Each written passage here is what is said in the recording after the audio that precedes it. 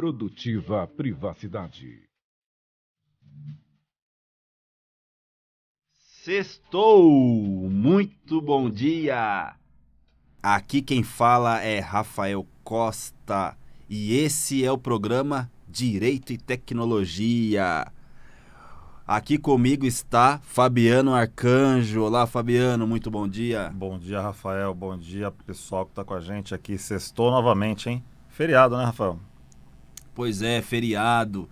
Olha, eu já estava com saudade, né? Que fiquei apenas um programa fora, mas é o suficiente para já bater aquela saudade. O Fabiano disse que eu estava descansando. Imagina, eu estava trabalhando, gente. Mentira, eu tirei realmente um tempo para descansar. Deixei o Fabiano aqui na responsabilidade. Me disseram que ele foi bem. O Doni, perguntei pro Doni aqui se foi legal. O Doni disse que sim, que o Fabiano Doni representou. foi o meu parceiro, né? Se não é o Doni aqui, eu tô ferrado, né, Doni? Mas a pasta, titular da pasta é você. Representei aí, mas hoje o titular está de volta, galera. Fabiano, muito obrigado. Valeu. Foi perfeito aí a atuação do Fabiano. Trouxe um tema bem importante, né? Trazendo aí a diferença entre segurança da informação e segurança de redes, que muita gente confunde, e o Fabiano veio aí para falar desse tema importante e fez isso aí com maestria. Parabéns, Fabiano. Valeu, obrigado. Muito obrigado aí por ter vindo aí fazer esse papel. Gente, olha só, para você que está aqui nos ouvindo pela rádio Vibe Mundial 95,7 FM de São Paulo, nós estamos também aqui pelo Instagram. Se você quiser interagir conosco durante essa live, entra aqui no nosso Instagram, @rafael.luizcosta, Luiz com Z, @rafael.luizcosta. Nós estamos aqui, você pode nos enviar perguntas, fique à vontade para tirar as dúvidas, enfim, mesmo depois da live, tá? Eu deixo a live salva aqui no Insta, porque às vezes é muito cedo, né, Fabiano? O pessoal fala que é muito cedo, 7 horas da manhã, toda sexta a gente tá aqui, é ao vivo, viu, gente? Exatamente. É cedo, é a hora que a gente sai de casa, né? Essa hora já tá tarde, pessoal. Vamos levantar. É isso aí. Então, você pode aí deixar seus comentários na live aqui depois, pode mandar um direct para mim, se tiver dúvidas, a gente responde. A ideia aqui é sempre interagir com vocês. Bom, falando nisso, hoje nós trouxemos um tema aqui bem interessante. É um tema muito conectado aí ao direito. E esse tema foi nos inspirado pelo livro, né? Uma obra do Daniel Hackman, é isso, né, Fabiano? Exato. É o Daniel Hackman. O nome da obra é Ruído, uma falha no julgamento humano. Bom, gente, deixa eu fazer uma introdução aqui do que é esse livro, então, e já faço a ressalva de muita coisa que nós vamos falar aqui é conectada aí a essa obra, é ligada a essa obra. Então, e é uma obra que realiza aí um estudo dos julgamentos, não só julgamentos em sentenças judiciais, claro que nós vamos nos debruçar mais nisso, mas ele traz aí estudos de alguns julgamentos realizados aí nos Estados Unidos, mas isso vale para qualquer outro lugar. Por quê? Outros lugares também possuem julgamentos humanos. E, segundo o livro, onde há julgamento humano, há falha, há ruído. Então, esse é o tema do nosso programa, que é homônimo aí ao nome do livro. Fabiano, você acha que nós temos falhas aí nos julgamentos e sentenças judiciais? Você acha que é possível que um réu que cometeu praticamente o mesmo crime que o outro, ele pode ter um julgamento completamente distinto daquele? Sim, eu acredito que sim. Na verdade, a gente sempre, durante o decorrer da vida aí, na mídia, né, nos julgamentos que a gente ouviu falar durante a história, a gente sempre ouviu dizer que houve algum tipo de situação, né, referente a julgamento A ou julgamento B. Eu acredito que sim, há problemas porque o julgamento, como você bem disse, é humano, né? Cada pessoa tem seu modo de enxergar as coisas e, claro, um juiz ou os juízes deveriam ter a mesma pauta, né, a mesma premissa de sempre. Mas eu acredito que há diferenciação, sim, na finalização do julgamento, né? Sim, sim. Às vezes, aquele que está julgando, ele pode ter aí algumas preferências, algo que talvez o agrade mais, Sim. por mais que o juiz de direito, ele é e deve ser imparcial, né? Mas, vamos lá, antes da gente entrar no tema, quer dizer, já entrando no tema, né? Eu quero trazer para vocês aqui a definição de ruído segundo o livro, tá? Segundo essa obra. O que é ruído? Bom, na concepção desse livro, ruído é quando as pessoas deveriam estar de acordo e terminam em pontos muito diferentes. Então, quer dizer, quando existe um ponto que você acredita que ele teria uma decisão unânime, e na verdade isso não acontece. Ocorre aí uma variedade de decisões, uma variedade de julgamentos, discordâncias muito gritantes. Então, ruído, ele é isso. Pessoas, seres humanos, definindo algo que parecia ser algo já certo, já pronto, e, na verdade, elas acabam divergindo. Isso é o conceito de ruído, segundo o livro. E aí eu vou trazer aqui, Fabiano, alguns tipos de ruídos, alguns ruídos. Como eu disse, apesar desse tema estar muito conectado ao direito, não acontece ruídos apenas no ramo do direito. Por exemplo, a medicina é ruidosa. Um exemplo, para o mesmo paciente, alguns médicos Passam tratamentos diferentes. oferecem tratamentos diferentes. Sim. Então veja, isso aqui é um ruído. Como pode? Eu tenho um problema, vou em 3 médicos e você acha que eles deveriam estar de acordo num determinado tratamento e, na verdade, eles divergem nessa decisão, nesse diagnóstico, melhor dizendo. Nesse diagnóstico. Isso aqui é um ruído. Tem a ver, será, com a sua história de estudos, né? Com seu histórico, de acordo com o que foi passado, né? Nas suas metodologias de aula e tal, será? O ser humano, ele é complexo, né? Então, isso bem observado, porque eu acho que, acredito que a partir do momento em que você tem uma concepção diferente, ou você é a favor, você está inclinado para um determinado tratamento, e você possui um conhecimento maior daquela direção, daquele tratamento, é possível que você vá divergir daquele segundo, né? Ou daquele primeiro, Sim, ou do provavelmente. terceiro, né? É um pouco enviesado, né? Um pouco enviesado. Então, um outro ponto, um outro ruído. Aí nós vamos já entrando aqui no direito. Decisões sobre pedidos de asilo são ruidosas. Gente, quando eu digo, como eu disse para vocês no início desse programa, esse livro, ele está conectado, ele se debruçou sobre estudos de decisões realizados nos Estados Unidos, tá? Então, mas como eu disse, isso se aplica para qualquer outro lugar, tá bom?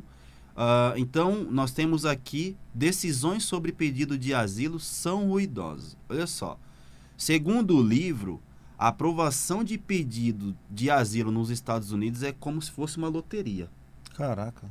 Olha que impressionante. Que interessante, né? Um estudo revelou que um juiz acolheu 5% dos pedidos de asilo, enquanto o outro acolheu 88% dos pedidos. Nossa, que diferença. O nome desse estudo aqui ficou como uma roleta russa de refugiados. E vocês vão ver aqui mais para frente, de acordo com o que a gente vai avançando, como que essas decisões são voláteis, assim, como elas podem oscilar. Vocês vão ficar impressionados com algumas informações desse estudo aqui. Decisões sobre fianças são ruidosas. Imagino que seja. Se um réu vai ter sua fiança concedida ou se ele vai aguardar aguardar a decisão preso, tudo vai depender do juiz encarregado do caso. Isso no Brasil é algo que isso sim é uma informação que é muito constante, né, no dia a dia aí das pessoas. A gente sempre ouve falar que determinado crime foi julgado de uma maneira, né? Em um estado foi feito de um jeito, outro estado foi feito de outro. Foi feito de outro. O juiz cedeu aquela pessoa que estava ali sendo julgada ou que precisava de uma fiança, para alguns casos, fiança mais fácil, para outras não, né? Mais difícil. Exatamente. Bom, e o que o que o livro nos apresenta, o que essa obra nos apresenta, é que não é aceitável, de acordo com o estudo realizado, que dois indivíduos similares, condenados por uma mesma infração, que eles recebam sentenças drasticamente diferentes. Fabiano, o nosso direito, né, agora trazendo aqui para o ordenamento jurídico brasileiro, ele criou mecanismos para tentar evitar decisões muito diferentes nos tribunais. Então, uma tentativa não, né? Algumas soluções, vamos dizer assim, por exemplo, a súmula vinculante, né, que o STF ele profere. Então, a súmula vinculante, o que ela é? Ela define ali, ela dá um direcionamento para algumas decisões que, vamos dizer assim, que são ruidosas. Então, ela define, olha, se tal coisa, se A fez isso, o resultado vai ser B, pronto, e acabou, e isso vem aí para os tribunais inferiores. Uhum. Isso é uma tentativa de reduzir esse tipo de decisões tão diferenciadas, tá? Então, o ordenamento jurídico ele tem aqui alguns mecanismos, tá? Então, nós temos aí, além disso, nós temos incidentes de repetição também, para aplicar uma decisão tomada pelos tribunais, unificar aquilo, uma única decisão, para não ter tanta divergência. Deixa eu só entender, por exemplo, quando se fala em decisão de juiz, a gente que não é advogado e não tem profundidade no tema, a gente imagina, por exemplo, vamos falar sobre crimes. O que você está querendo dizer é que para determinados crimes há determinadas regras já pré-prontas ou prontas que qualquer juiz vai ter que seguir aquilo? Não só no direito criminal, mas em outros pontos do direito civil, direito de família, você vai ter aí decisões unificadas trazidas pelos superiores tribunais. Como se fossem fórmulas, né? Se aconteceu isso, o resultado tem que ser. E aí você vai ver que tem ali sim uma súmula vinculante tratando daquele assunto justamente para evitar ruídos. Por isso o nome é súmula. Exato, exatamente. Então, gente, olha só. Em 1973, um famoso juiz chamado Marvin Frankel, ele chamou a atenção para esse problema. O problema dessas decisões que destoam desse modo. Esse juiz, ele fundou o que é hoje a organização Human Rights First. Ou seja, o Human Rights First é uma organização criada para defender os direitos de liberdade e muito apoiada em direitos humanos, para garantir que um réu não tenha uma decisão tão diferente da outra. Então, o que o Frankel disse? Ele disse o seguinte, que logo que ele percebeu que a pena aplicada, ela dependia menos do caso ou do réu e dependia muito mais do juiz individual. Então, veja, para aquela pessoa, não importa talvez qual era a pessoa, qual era o caso. A decisão ia muito na linha do que aquele juiz acreditava, das opiniões dele. Das crenças dele também. Das crenças, das preferências, das inclinações dele. Então, as decisões, elas não iam muito no caso concreto em si, mas sim, talvez numa opinião, numa crença particular daquele juiz. O que é interessante é que, encontrando esses ruídos que o juiz Frankel ele encontrou, ele não apresentou exatamente, Fabiano, relatórios com estatísticas dizendo que, olha, eu tenho aqui esses argumentos, só que ele mostrou casos. Ele mostrou casos que saltavam aos olhos, que tinham muitos ruídos. Por exemplo, um dos casos que ele apresentou, um homem tinha passado um cheque falso, no valor de $58, e o outro cometeu a mesma coisa, só que com valor inferior. Passou um cheque falso de $35. O primeiro, que passou o cheque de $58, ele foi condenado a 15 anos. Caraca. E o segundo foi condenado a apenas 30 dias. Então, observem. Aqui, gente, é praticamente o mesmo caso. É o mesmo crime com O mesmo crime. um valor bem pequeno, Sim. diferente ali do... Só que, do cheque. olha como pode, né? Um estudo também envolveu milhares de tribunais, aí revelou que alguns juízes tomavam decisões mais rígidas na segunda-feira. Olha só. Que por coincidência, quando o seu time ele tinha perdido no fim de semana. Se eu fosse juiz. Eu acho Imagina se o Fabiano fosse juiz, o Palmeiras perdesse aí no domingo. eu ia né? ferrar muita gente. Então, isso, gente, de novo, nós estamos aqui debruçados na obra, né? Ruído, uma falha no julgamento humano, do Daniel Hackman. Então, isso aqui, eu estou interpretando a minha leitura, né, dessa obra. E aí, um estudo envolvendo milhares de tribunais revelou que os juízes tomavam essas decisões, né, na segunda-feira as decisões eram mais rígidas. No decorrer da semana, as decisões elas eram mais brandas. De acordo com o estado de espírito, então, isso influencia também. Isso influencia, segundo esse estudo, sim. Eu acredito influencia. piamente que sim. Acredito E piamente. não parou por aí, Fabiano. Houve também estudos na França, um estudo de 6 milhões de decisões judiciais que foram conduzidos durante 12 anos. Revelou que réus recebem tratamento mais lenientes, mais brandos no seu aniversário. Porque Quando já o réu, tá ali tão... quando o réu está fazendo aniversário, ele talvez vá receber uma sentença mais branda. Tem a ver com o estado de espírito, então. Ou, e aí eu vou abrir... Gente, aqui, tudo aqui abre aspas, tá? Também, assim, há uma especulação, mas o livro, ele não traz isso, olha, realmente isso acontece, que isso pode acontecer também no aniversário do próprio juiz. Que no juiz, em seu aniversário, ele pode tomar decisões mais brandas. Mas isso não foi comprovado. Não houve esse estudo de fato. Mas o livro traz essa questão. Que o organismo humano pode tratar...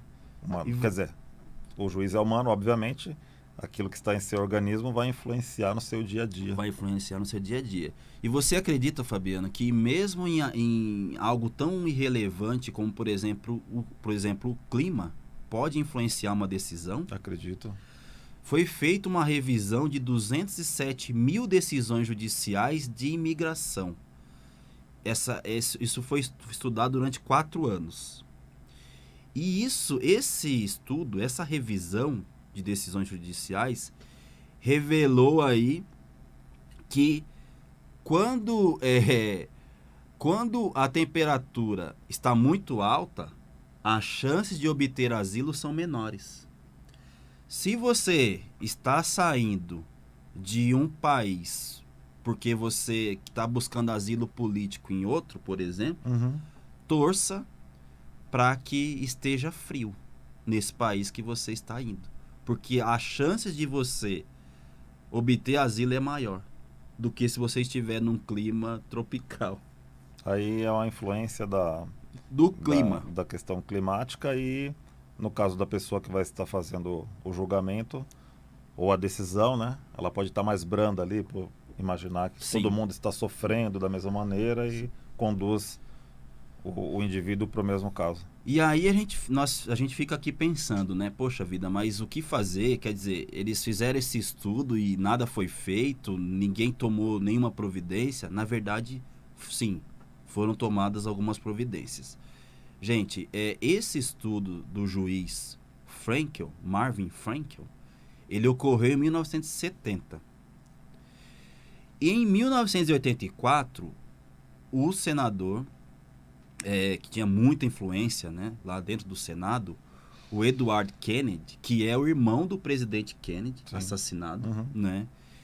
Ele analisando esse estudo do juiz Frankel, ele ficou, né, boca aberta, e ele tentou fazer alguma coisa com a influência que ele tinha.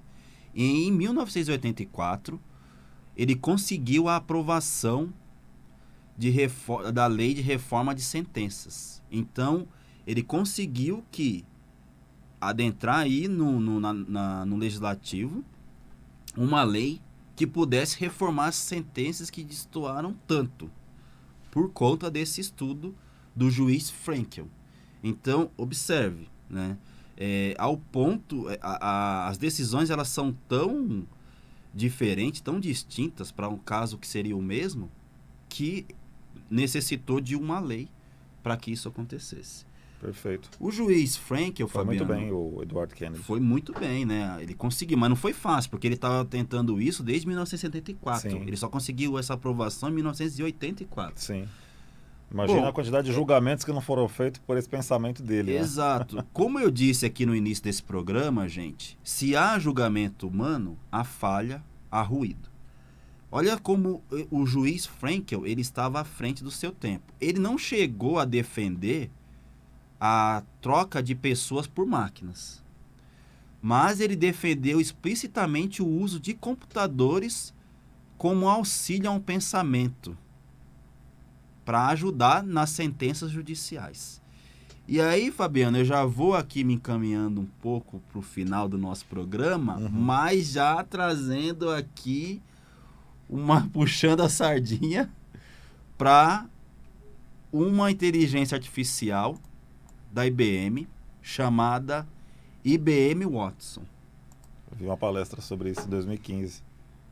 Gente, para vocês que estão aqui nos ouvindo, IBM Watson é uma inteligência artificial trabalhada toda em machine learning, ou seja, aprendizado de máquina, que consegue aprender com as decisões, com as informações que estão no seu banco de dados, que ficam numa nuvem dos servidores da IBM.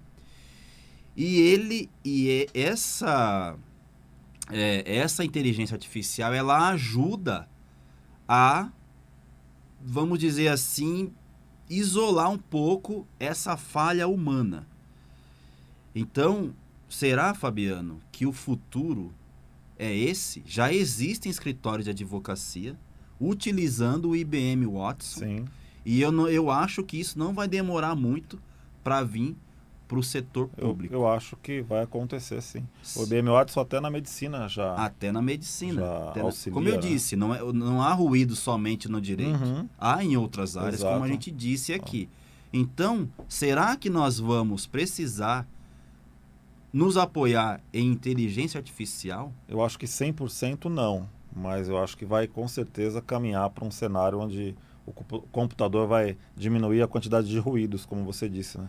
Para que a decisão seja um pouco melhor definida ali e mais justa, né? Ao final de tudo, o que todo mundo quer é que as decisões do juiz sejam mais justas em todos os aspectos, né? Exatamente. Gente, não é filme de ficção, tá? Já existe aí essa inteligência artificial apoiando muitas decisões, tá bom? Gente, olha só. Nosso programa está chegando ao fim. Espero que você tenha gostado desse tema. Se você tiver dúvidas ou sugestões, mande aqui no nosso direct através do @rafael.luizcosta. É um grande prazer estar com vocês. Fabiano, muito obrigado por sua presença, Eu quem agradeço. sua companhia. Valeu. Gente, um grande Obrigado, abraço, bom fim de semana, fiquem todos em paz. Tchau, tchau.